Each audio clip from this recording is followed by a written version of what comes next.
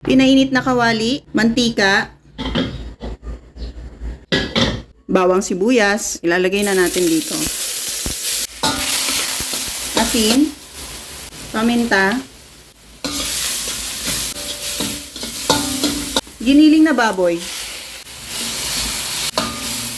Sa 1 kilo to tomato paste. So, kalahating sachet lang yung nilagay ko.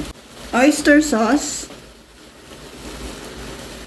Mang Tomas, 2 sachet ng Italian tsaka Filipino style. 250 grams ang laman.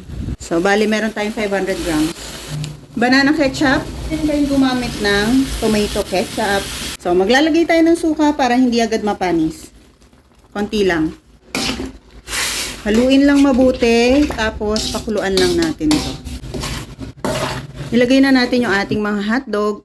Sa hotdog pala, pwede nyong iprito. Pwede nyo ring idiretso na dito. Pero sa bandang huli na, kasi madali lang naman maluto yan. Yung ating carrots at bell pepper. So, pagka kumukulo na ng ganito, gagadgaran na natin ng cheese. So, nasa sa inyo kung gaano karaming cheese ha. Maglalagay din ako ng butter.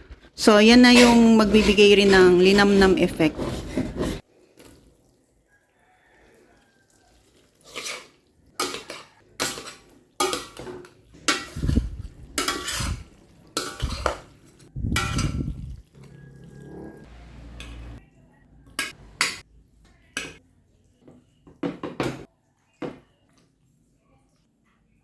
Two evaporated milk, 2 all-purpose cream,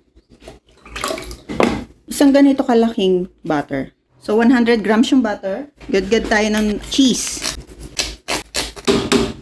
Haluin natin hanggang sa matunaw yung butter.